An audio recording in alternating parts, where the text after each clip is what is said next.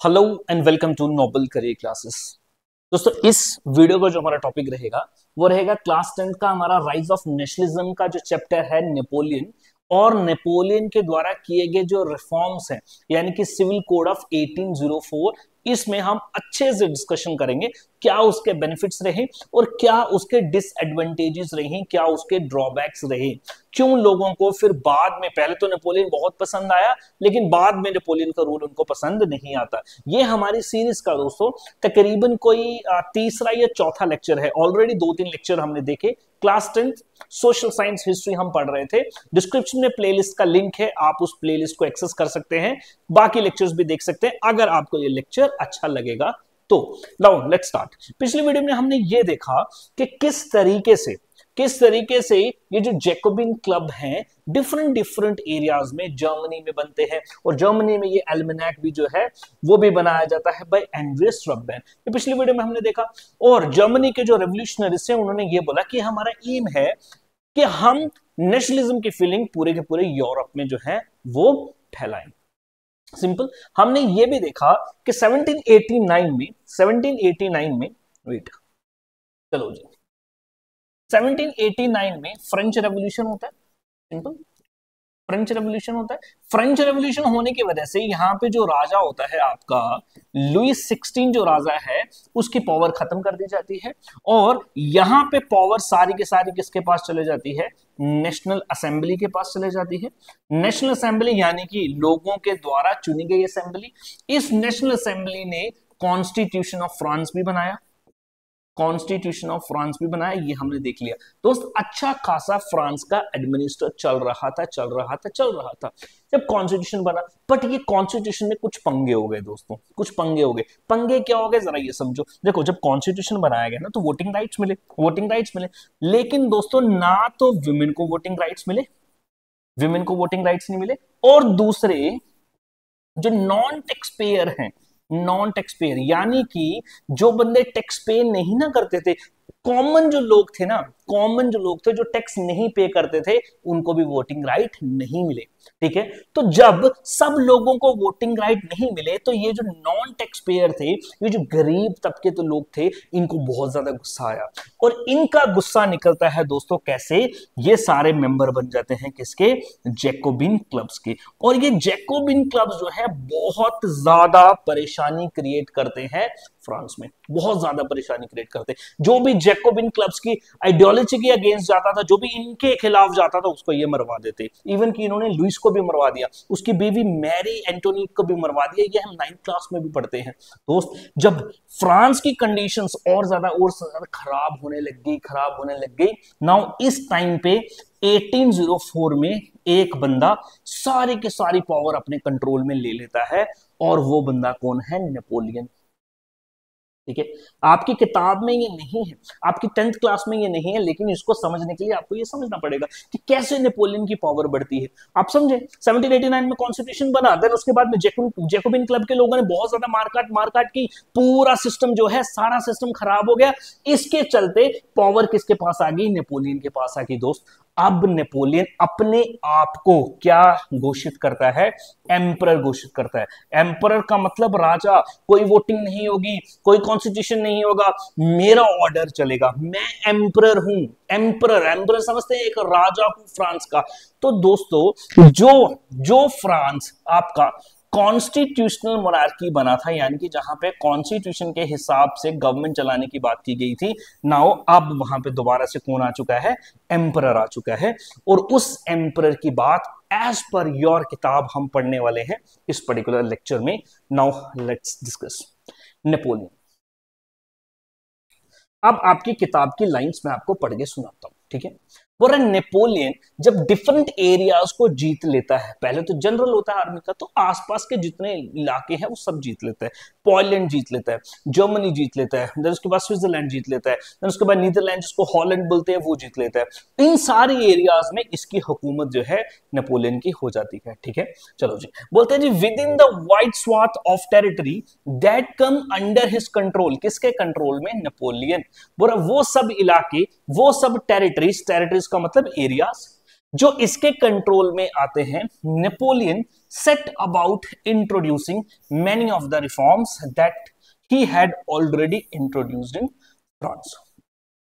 वो इलाके जो इसने जीते वहां पे इसने कुछ रिफॉर्म्स इंट्रोड्यूस किए जो ऑलरेडी इसने फ्रांस में किए थे, ठीक है, वो रिफॉर्म्स इधर भी इसने इंट्रोड्यूस किए। बोल रहा through a return to monarchy, Napoleon had no doubt destroyed democracy in France, but in the administrative fields, he had incorporated revolutionary principles in order to make whole system more rational and efficient. इसका मतलब क्या है, बोला देखो Napoleon ने अपने आप को राजा घोषित कर दिया, एम्परर घोषित कर दिया, तो उसने डेमोक्रेसी तो डिस्ट्रॉय कर ही दी ना।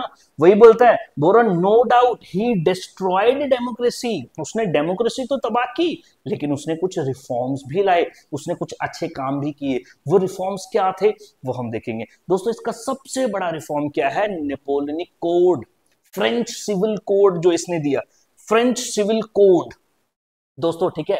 सिविल कोड, कोड का मतलब है लॉ, कानून, ठीक है। सिविल दो तरीके के कानून होते हैं, एक होता है क्रिमिनल कानून, एक होता है सिविल कानून। क्रिमिनल कानून का मतलब अगर कोई बंदा कोई भी क्राइम करेगा उसको उस हिसाब से सजा मिलेगी, और दूसरा होता है सिविल लॉ, ठीक है। तो इसने सिविल लॉ बना दिया, सिविल कोड ऑफ 1804। दोस्तों इसी को नेपोलियनिक कोड भी बोलते हैं। कौन सा कोड बोलते हैं, नेपोलियनिक कोड ऑफ 1804 भी बोलते हैं। इसी को फ्रेंच कोड भी बोलते हैं, इसी को क्या बोलते हैं, फ्रेंच कोड भी बोलते हैं। 1804 का तीनों का मतलब सेम है। नाउ आपकी किताब में क्या क्या मेंशन किया गया है हम ये देखते हैं। दोस्तों इससे पहले कि अगर आप बात करें, 1789 से अगर आप पहले की बात करें तो आपको पता है 3 यहां पे ग्रुप्स हुआ करते थे यूजुअल, है ना। फर्स्ट स्टेट, सेकंड स्टेट और थर्ड स्टेट। फर्स्ट स्टेट में कौन होती थी, नोबेलिटी। दूसरे स्टेट में कौन थे, क्लर्जी यानी कि चर्च के लोग। और तीसरे स्टेट में कौन लोग आते थे, कॉमन लोग, ठीक है जी, कॉमन लोग आते थे। दोस्तों ये दोनों जो लोग थे, दोनों जो अपर के जो बंदे थे, इनके पास बहुत ज्यादा जमीन थी, बहुत ज्यादा प्रॉपर्टी थी, और इन्हीं के बच्चे आगे नोबेलिटी बनेंगे, इन्हीं के बच्चे आगे जाके चर्च के लोग भी बनेंगे। तो सारी की सारी प्रॉपर्टी जो है इनके पास थी, और ये टैक्स भी नहीं पे करते, यानी कि सारे के सारे वोटिंग जो राइट्स थे या बाकी भी जो राइट्स थे इन्हीं के पास थे। इन लोगों को बेचारों को कुछ भी नहीं मिल रहा था। ये स्लेव थे, ये गुलाम थे, तो गुलाम ही रहेंगे, समझ गए। तो दोस्तों जब नेपोलियनिक कोड आएगा तो देखेंगे इन लोगों के लिए भी काफी सारी चीजें इंपॉर्टेंट आपको देखने को मिलती है। अब ये नेपोलियनिक कोड क्या है, जरा इसके बारे में हम बात करते हैं। चलो, बोला the civil code of 1804 usually known as the Napoleonic code. इसी को नेपोलियनिक कोड भी बोलते हैं क्योंकि नेपोलियन ने दिया था। एक्चुअल में नेपोलियन ने नहीं बनाया था, बनाया तो एक ग्रुप था, एक कमेटी ने बनाया था, बट नेपोलियन भी उसको प्रिजाइड करता था, इसलिए नेपोलियनिक कोड जो है इसको हम बोलते हैं। अब एज इट इज क्वेश्चन आपके एग्जाम में भी आएगा, what were the main features of Napoleonic code, right A note on Napoleonic code. दोस्तों ये तो कुछ ही पॉइंट्स है, इसको और भी अच्छे तरीके से जब मैं आपको पीडीएफ दूंगा, जब सारे के सारे क्वेश्चन एंड आंसर्स, देखो अगर आपको इसके क्वेश्चन एंड आंसर्स चाहिए, ये पीडीएफ्स भी चाहिए, क्वेश्चन एंड आंसर्स की पीडीएफ भी चाहिए, प्रीवियस ईयर क्वेश्चन आंसर की पीडीएफ चाहिए, और एग्जाम के टाइम पे मॉडल क्वेश्चन एंड आंसर्स भी आपको चाहिए, बोर्ड की प्रिपरेशन इजी करना चाहते हैं, डिस्क्रिप्शन में दोस्तों कोर्सेज का लिंक है, उस कोर्स में आप ज्वाइन कर लो, सारे के सारे बेनिफिट्स आपको मिल जाएंगे। बाकी नंबर भी होगा, कॉल भी कर सकते हैं आप, ठीक है। चलो जी सर, सिविल कोड ऑफ 1804 ने क्या किया, सबसे पहला point sir, it did away all the privileges based on birth. बोरा जन्म के साथ में जो प्रिविलेजेस मिलती थी, जो बेनिफिट्स मिलते थे, जो बेनिफिट्स मिलते थे, अब वो नहीं मिलेंगे, अब वो नहीं मिलेंगे। हर बंदे को टैलेंट के हिसाब से ही सब चीजें मिलेगी, ठीक है। राजा का बेटा फॉर एग्जांपल के लिए जो मिनिस्टर है, अगर उसका बेटा जो है तो वो भी देखेंगे उसके पास भी वो सारे राइट्स आते थे, लेकिन अब यहाँ पे वो नहीं होगा, समझ गए। तो बोला सारे के सारे जो है उसने बर्थ के बेसिस पे जो बेनिफिट्स थे वो सारे के सारे फ्रांस में जो है खत्म कर दिए। It establish equality before law. दोस्तों जब इक्वालिटी बिफोर लॉ आ गया, कानून की नजर में सब इक्वल हैं, कानून की नजर में सब इक्वल हैं। अगर आपको ये चीज इतने में मिलेगी तो मेरे को भी ये चीज इतने में मिलेगी, ठीक है। अगर आप कोई क्राइम करोगे तो आपको भी उतनी सजा मिलेगी और मेरे को भी उतनी सजा मिलेगी, लेकिन पहले ऐसा नहीं होता था। नोबेलिटी और क्लर्जी जो है बड़े बड़े क्राइम भी करते थे, इनको छोटी मोटी सजा मिलती थी, लेकिन कॉमनर बंदा जब वही क्राइम करता था उसको बहुत बड़ी सजा मिलती थी। तो इक्वालिटी नहीं थी किसी भी चीज में। एक छोटी एग्जाम्पल दे रहा हूं, किसी भी चीज में इक्वालिटी नहीं थी। तो इस कोड ने क्या कर दिया, एस्टैब्लिश कर दी इक्वालिटी बिफोर लॉ, मतलब everyone is equal in the eyes of law. कानून की नजर में सब लोग क्या हैं, बराबर हैं। अच्छा, पहला बोलता है all the privileges based on worth which were being enjoyed by the nobility and clergy, जो एंजॉय वो करते थे वो सब खत्म कर दी। इक्वालिटी बिफोर लॉ एस्टैब्लिश कर दिया। तीसरा बोलता है it also secured right to property to everyone, right to property to everyone, ठीक है जी, कि हर बंदा प्रॉपर्टी जो है वो ओन कर सकता है, होल्ड कर सकता है, और उसकी प्रॉपर्टी को बचाना मेरा काम है, सरकार का काम है, इस लॉ का काम है। समझ गए? Right to property to everyone, इसका ये भी मतलब है कि पहले जो कॉमन लोग जो थे उनके पास मेजॉरिटी ऑफ द जो प्रॉपर्टीज थी उनको लेने का कोई भी अधिकार नहीं था, लेकिन अब उनको भी प्रॉपर्टी लेने का अधिकार था। समझ गए? चलो जी। और चौथा है all the public offices should be granted based on talent. सरकारी जितनी भी नौकरियां हैं, सरकारी जितने भी दफ्तर हैं, वो टैलेंट के बेस पे मिलेंगी, ना कि उसके बर्थ के बेस पे मिलेगी। ये नहीं कि किसी मिनिस्टर का बच्चा है उसको लगा दिया, किसी बड़े पादरी का बच्चा है जी उसको लगा दिया, नहीं। तो टैलेंट के बेस पे। ये तो वैसे पॉइंट आपकी किताब में नहीं है, लेकिन ये इसके इंपॉर्टेंट मेन पॉइंट्स है, ठीक है, जो नेपोलियनिक कोड आपको बोलता है। समझ गए? अब बोलता है this code was also exported to the region under French control.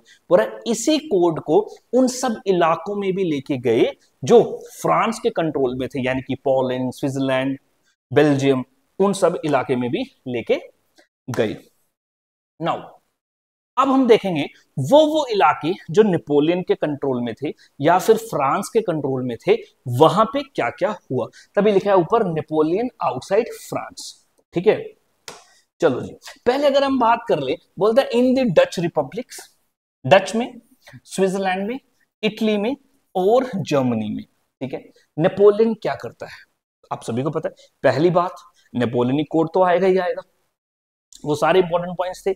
इसके अलावा आप देखें Napoleon simplified administrative divisions.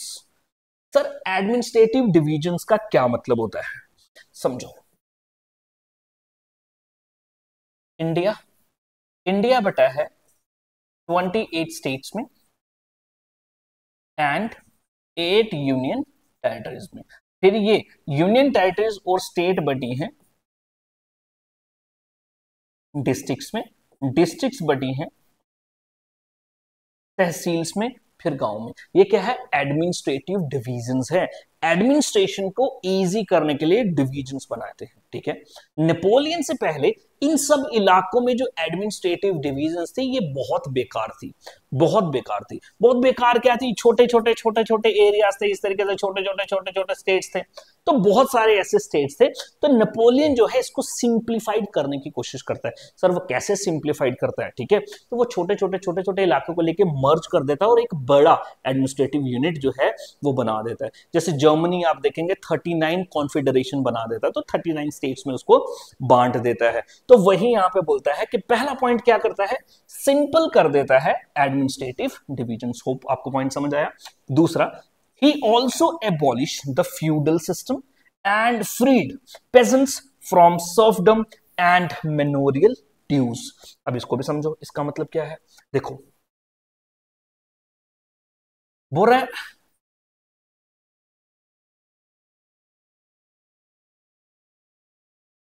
Feudal system को क्या कर लेता है, एबॉलिश करता है। देखो फ्यूडल सिस्टम का मतलब क्या होता है, देखो फ्यूडल सिस्टम का मतलब होता है सारी जमीन पहले राजा की है, तो राजा जो है अपनी जमीन जो है कुछ इंपॉर्टेंट नोबल्स को दे देता है। नोबल्स को मतलब इंपॉर्टेंट बंदों को, मिनिस्टर्स को दे देता है। बोलता है भाई ये जो जमीन है ये आप अपने पास रखो, ठीक है भाई, ये आपके पास जमीन है, ये आपके पास जमीन है, ठीक है, आपको क्या करना है, ये जमीन में जो करना आप कराओ, ठीक है, लेकिन जब मुझे आपकी जरूरत पड़ेगी, जब वॉर होगी, तब आपको मेरा साथ देना पड़ेगा और आपको साल साल में कुछ मेरे को पैसा देना पड़ेगा इस जमीन से। इस सिस्टम को बोलते थे feudalism, feudal system. Feudal system का मतलब ये है, ये एक ऊपर बड़ा राजा नीचे जो जमीन है अपने नोबल्स में बांट देता है। नाउ दोस्तों, अब ये नोबल्स क्या करते थे, अपनी इस जमीन पे पेजेंट्स को लगाते थे, यानी कि किसानों को लगाते थे, ताकि वो क्या करें, खेती करें, खेती करें। और इन किसानों को दोस्तों, इनमें से मेजॉरिटी ऑफ द किसान जो थे वो स्लेव थे, जिसको सर्फ भी बोलते हैं। सर्फ का मतलब गुलाम। तो इनसे ये काम दोस्तों ये कराते थे, ठीक है, और इनसे काम कराते थे और कईयों से तो इस जमीन पे रहने का रेंट भी लिया जाता था, समझ गए। तो वही वो बोलता है, फ्यूडल सिस्टम जो पूरा का पूरा था उसने क्या कर दिया, एबॉलिश कर दिया, ठीक है। और फ्यूडल सिस्टम एबॉलिश करने के साथ साथ में जो पीजेंट्स थे, ठीक है, उनको क्या कर दिया, पीजेंट्स को सर्वडम से आजाद कर दिया। एंड मिनोरियल ड्यूज, मिनोरियल ड्यूज का मतलब समझना बच्चा क्या होता है, फ्रांस में या फिर यूरोप में जो बड़े बड़े खेत होते हैं, उस खेत के बीच बीच में एक बड़ा सा महल बनाया होता है, एक कोठी बनाई होती है, उस कोठी को मैनर बोलते हैं। क्या बोलते हैं, मैनर बोलते हैं। इस कोठी में क्या रखा जाता है सर, बुक्स रखी जाती हैं। सर कौन सी बुक्स होती हैं, रिकॉर्ड बुक्स रखी जाती हैं। किसके रिकॉर्ड्स बुक, भाई किस किसान ने मुझसे कितना पैसा लिया है, किस स्लेव ने मेरे से कितना, तो स्लेव को तो चलो पैसा ही नहीं मिलेगा, अच्छा किसान ने मेरे से इतना पैसा लिया, इसने लोन लिया था, ठीक है, इतना टके ब्याज पे लिया था, ठीक है, चलो जी, इतना काम इसने करना था, उसने इतना काम नहीं किया। तो बड़े सारे ना, बड़ी बार ये जो किसान लोग होते थे ड्यूज में फंस जाते थे। ड्यूज का मतलब ये है, ये लिया हुआ पैसा, लिया हुआ लोन चुका ही नहीं पाते थे बेचारे, चुका ही नहीं पाते थे, और वो इन लोगों को एक्सप्लॉइट करते रहते थे, करते रहते थे, करते रहते थे। लेकिन नेपोलियन क्या करता है, यहां पे आप देखें, बोला पहले तो फ्यूडल सिस्टम को एबॉलिश कर देता है, दूसरा किसानों को, पीजेंट्स को फ्री कर देता है सर्फडम से। सर्फडम का मतलब स्लेवरी, तो गुलामी से भी आजाद कर देता है, और मेनोरियल ड्यूज, वो जो खेतों का जो हिसाब था उन उससे भी क्या कर देता है, आजाद कर देता है। तो आप बोल सकते हैं कहीं ना कहीं स्लेवरी को खत्म करता है कौन, नेपोलियन। तो अच्छा ही काम करता है। तीसरा इंपॉर्टेंट पॉइंट है, बोलता है in the towns guild restrictions were removed. Now इस वर्ड को देखो दोस्त, क्या है गिल्ड, गिल्ड,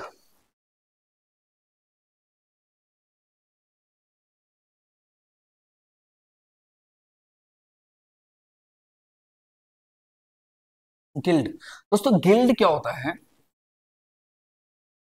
आप बोल सकते हैं एक बॉडी है व्यापारियों की या बिजनेसमैन की या फिर आर्टिस्ट के। आर्टिस्ट मतलब कोई चीज बना रहा है, मान लो जी कोई बर्तन बना रहा है, या कोई बिजनेसमैन है वो किसी चीज में बिजनेस कर रहे हैं, तो सेम सेम बंदे होने चाहिए, उसको बोलते हैं गिल्ड। गिल्ड का मतलब आज के टाइम पे आप गिल्ड एक एसोसिएशन तरीके से समझ लो, एक एसोसिएशन होती थी। अगर ये एसोसिएशन में कौन लोग होते थे, मर्चेंट लोग होते थे। कौन लोग होते थे, मर्चेंट, व्यापारी लोग होते थे, ट्रेडर्स लोग होते थे, ठीक है। अब ये गिल्ड्स जो थी बहुत ज्यादा रिस्ट्रिक्शंस लगाती थी अपने कामों पे। सर रिस्ट्रिक्शन लगाने का मतलब ये है, ये अब इस पर सरकार की रिस्ट्रिक्शंस नहीं थी, ये गिल्ड वालों की रिस्ट्रिक्शन थी। सर क्या, फॉर एग्जांपल के लिए मान लो जैसे आपने कभी ऑटो वाली एसोसिएशन देखी होगी, ऑटो रिक्शा वाली एसोसिएशन, ठीक है, और इनकी एसोसिएशन होती है, ठीक है। अगर एक बंदा एक इलाके का किराया 10 रुपया लेता है, एक इलाका, एक कहीं, एक ऑटो वाला कहीं पे जाने के 10 रुपए लेता है, और दूसरा बंदा उसको 5 रुपए में नहीं ले सकता, तो उसको भी 10 रुपए ही लेने हैं, ठीक है। तो क्या ये एक रिस्ट्रिक्शन होगी ना उसके ऊपर, क्या हो गया, रिस्ट्रिक्शन हो गया। और दूसरा ये बोलेंगे ऑटो वालों की जैसे यूनियन है, सपोज एक ऑटो वालों की यूनियन है, जो भी बंदा इस यूनियन का पार्ट होगा वो ही इस इलाके में ऑटो चला पाएगा, दूसरा बंदा ऑटो नहीं चला पाएगा। ये क्या है बच्चा, रिस्ट्रिक्शन है।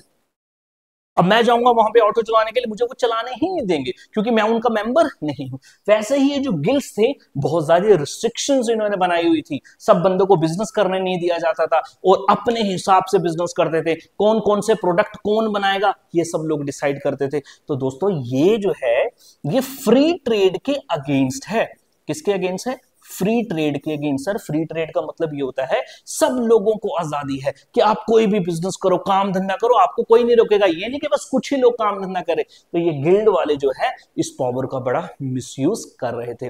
तो नेपोलियन जो है इस रिस्ट्रिक्शंस को खत्म कर देता है और वो एंश्योर करता है क्या एंश्योर करता है कि यहां पे एंश्योर करता है कि फ्री ट्रेड हो। क्या हो? फ्री ट्रेड हो। तो गिल्ड रिस्ट्रिक्शंस जो है जो किसानों की नहीं, टाउन्स में, कस्बों में, टाउन्स मतलब छोटी सिटीज में जो गिल्ड्स थी इन्होंने बनाई हुई, उन रिस्ट्रिक्शंस को खत्म कर दिया जाता है ताकि फ्री ट्रेड जो है वो एस्टेब्लिश हो। फ्री ट्रेड होगा, ट्रेड बढ़ेगा, इकोनॉमी बढ़ेगी, ज्यादा पैसा आएगा लोगों के पास, ज्यादा खुशहाली आएगी, ज्यादा प्रोस्पेरिटी आएगी। नेक्स्ट है बोला transport and communication system also improve किया गया। दोस्तों बिजनेस में सबसे इंपॉर्टेंट जो चीज होती है वो होती है आपकी ट्रांसपोर्ट। इकोनॉमी में सबसे इंपॉर्टेंट बैकबोन होती है इकोनॉमी की ट्रांसपोर्ट। फॉर एग्जांपल के लिए अगर किसी इंडस्ट्री में कोई चीज पहुंच गई, बन गई, तो दोस्त जब तक वो डिफरेंट कोना में नहीं पहुंचेगी तब तक वो बिक्री नहीं होगी ना।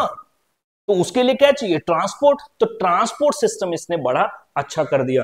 ट्रांसपोर्ट एंड कम्युनिकेशन, यातायात के साधन अच्छे कर दिए जिससे बिजनेस बढ़ा। अब आप अगर देख रहे होंगे तो यहाँ पे जो किसान है, जो स्लेव है, वो भी खुश है। यहाँ पे जो बिजनेसमैन है, जो पीजेंट्स है, वो भी खुश है कि नहीं खुश? अब इनको ज्यादा पैसे बनेंगे, ट्रांसपोर्ट कम्युनिकेशन सिस्टम अच्छा है, ज्यादा फ्री फ्लो ट्रेड हो रहा है, ज्यादा बिजनेस हो रहा है, तो लोग जो है इसके रूल से बड़े खुश भी हो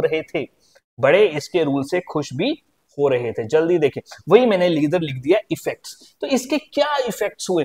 बोलता है जो पीजेंट्स हैं, जो आर्टिस्ट हैं, जो वर्कर्स, आर्टिसांस मतलब कोई बर्तन बना रहा है, कोई कुछ बना रहा है, कोई पॉट्स बना रहा है, वही सब लोग, and new businessman enjoyed a new found freedom. पर इन लोगों को जो नई आजादी मिली है, फ्रीडम, इनको ये मजा आ रहा था, ये इस चीज को एंजॉय कर रहे थे।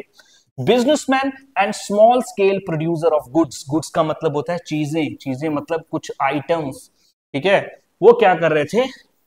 बिगेन टू रियलाइज, वो ये रियलाइज अब कर रहे थे और ये सोच रहे थे कि क्या है, uniform laws, standardized weights and measures, and a common national currency would facilitate the movement and exchange of the goods and capital from one region to another। ठीक है, इसी के साथ नेपोलियन ने ये सारे काम किए थे और साथ में इसने यूनिफॉर्म लॉज भी बनाए थे। यूनिफॉर्म लॉज मतलब एक जैसे कानून सभी रीजन्स में, जो फ्रांस में थे वही स्विट्जरलैंड में थे, वही जर्मनी में थे, जहां जिसका कानून था एक जैसा। ठीक है, वो स्टैंडर्डाइज वेट्स एंड मेजर्स को भी सेम कर दिया था। वेट्स एंड मेजर्स का मतलब ये है कि अगर कहीं पे 1 किलो का बट्टा अगर हम एक तरफ रखें वेइंग स्केल के, अगर मान लो उसमें 10 टमाटर के पीस आते हैं, तो वो दूसरे इलाके में भी 1 किलो में 10 टमाटर के ही piece, same weight. For example मैं इंडिया की अगर आप बात करूं आपके साथ,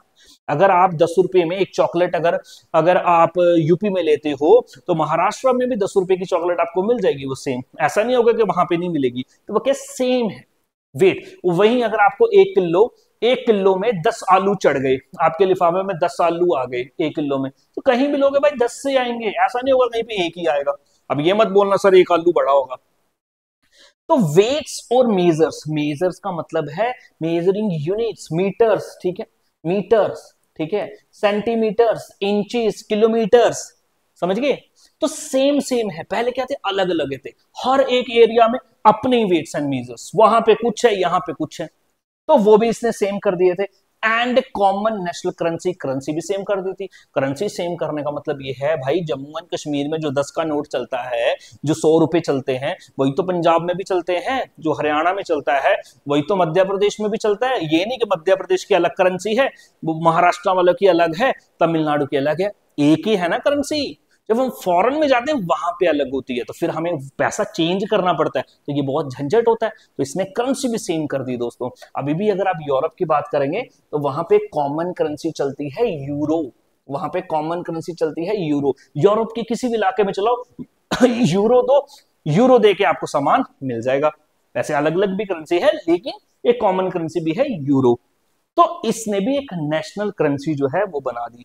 इसने क्या किया, फैसिलिटेट किया, बेनिफिट मिले इनको किसके, the movement and exchange of goods and capital. बोल रहा है एक्सचेंज हुआ गुड्स, गुड्स का मतलब चीजें, इधर से उधर जा रही है, उधर से इधर आ रही है चीजें, तो चीजें जो है उनका एक्सचेंज हुआ, साथ में कैपिटल का भी एक्सचेंज हुआ। कैपिटल का मतलब होता है इन्वेस्टमेंट, इन्वेस्टमेंट का मतलब होता है पैसा, ठीक है। यहां वाला बंदा पंजाब में जाके इन्वेस्टमेंट कर सकता है, पैसा लगा सकता है, कोई बिजनेस बना सकता है, बिजनेस चला सकता है।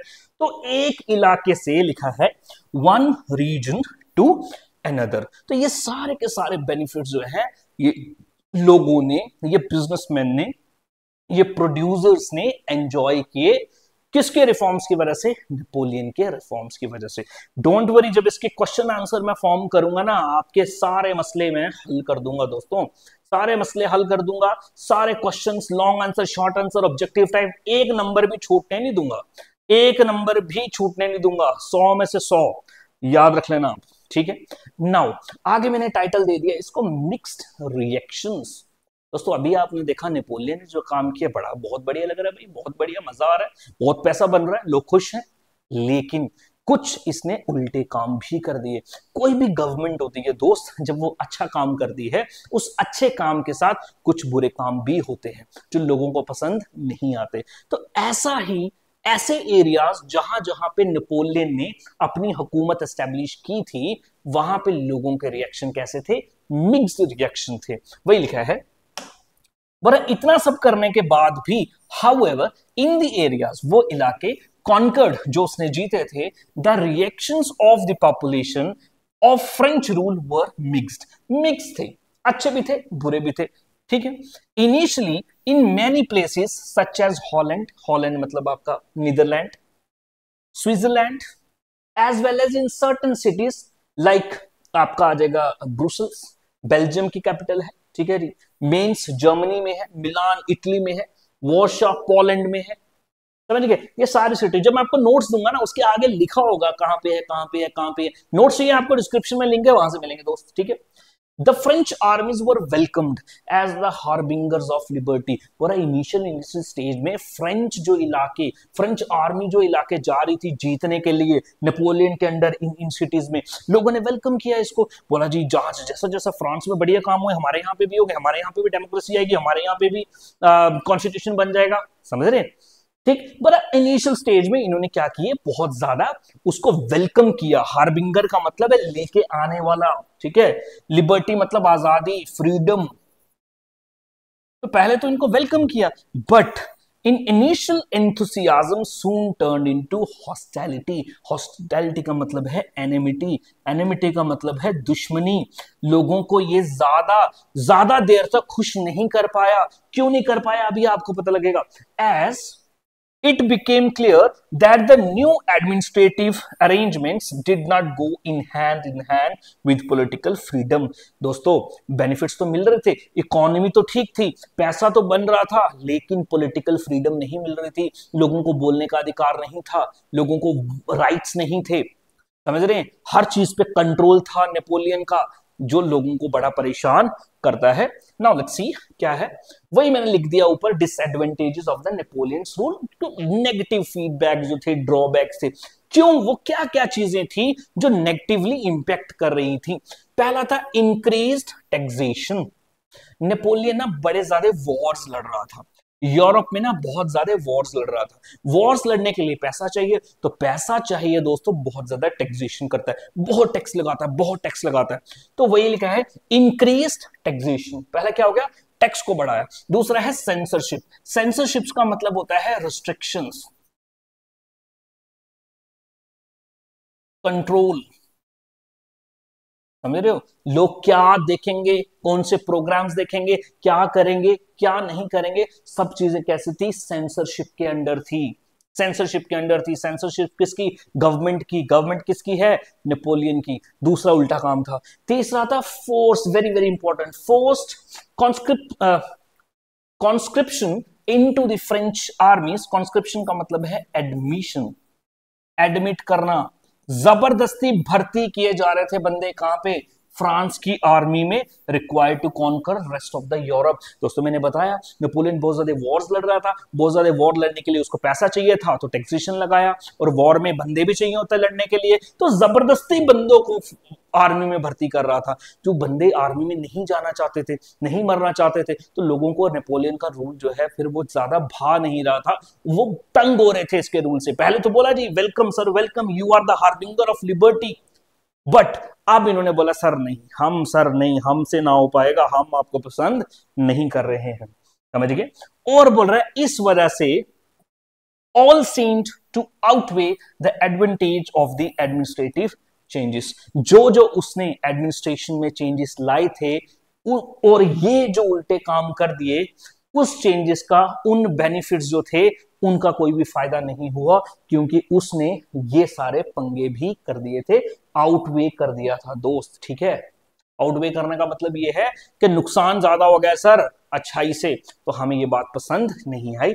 ये था नेपोलियन का रूल और उसके पॉजिटिव और नेगेटिव पॉइंट्स। नेपोलियनिक कोड देखा क्या था, ये देखा, फिर वो इलाके देखे हमने जो उसने जीते, वहां पे क्या क्या उसने चेंजेस लाई।